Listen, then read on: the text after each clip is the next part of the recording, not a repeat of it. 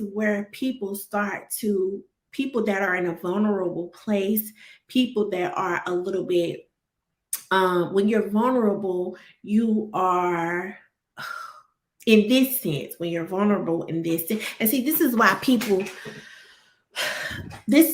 don't want to be vulnerable, because there's a push, right, to be vulnerable, be more transparent and stuff like that. But when you're in a vulnerable state where you are, like in this situation, people take advantage of you, right? And you do start to get scammed, and you start to believe anything. And that's when people give their money away. You look up, they didn't gave $90,000 away. You look up, they didn't gave $200,000 away, and they don't have any return for it. They didn't get what they expected. People will take advantage of you if you are in a vulnerable state. And you may not think you're in a vulnerable state, but then when you look back, you're like, dog, I had just lost such and such. Or, I had just lost my job. Or, oh, I had just lost a family member.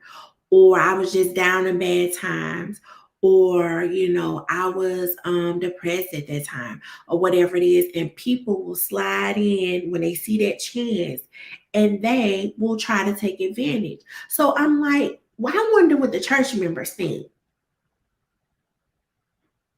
Like, do they really feel comfortable with putting their money in that basket? I wouldn't feel comfortable. I'd be like, I need to know what's going on around here. Like, now, mind you, I don't doubt that he has done, that he hasn't done things for the community. And, he says he mentors people. I believe it. He probably has. People that can't see past certain things, he probably has mentored people, talked to people. He said that he has done classes on, how to improve your finances, how to, get property and all this stuff. He probably has. I don't really doubt any of that, but I would have some questions. I mean, because people, they get their money, Ain't nothing he can do about that. I mean, he's not gonna tell the people, no, don't give me your money because I ain't right. I know you just lost your house and everything, but he don't seem like one of those people. If you decide that you're gonna take that class, or you wanna, that's on you, right? But people gotta start thinking like, okay, since this happened, I'm a member of the church, like, are we boosting security? Are we just moving on from it? Like, what is going to happen now with our church? Like, you can't just expect me to come here every Sunday and then sit down and then put the money in the basket when just last week somebody bust through the doors and allegedly and took 400,000. Why did you? I'm back to why. Why did you have on $400,000 worth? Why?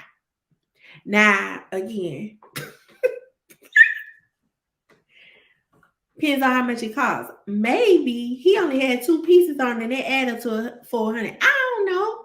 But you had to have on that much to go to the pulpit? You had to put on $400,000 worth? Why you couldn't just put on like 50,000 worth? Like, I don't know. It just don't sound right. And when something don't sound right, somebody lying.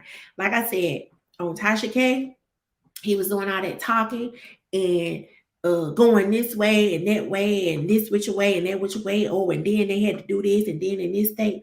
I was starting to get confused and couldn't keep up with the story. And I felt like you was putting too much sauce on it. Either you was putting too much sauce on it or you wasn't putting the right sauce on it, which means you telling some stories, you're lying. And so I couldn't keep up. And I said, nah, something ain't right, Bishop.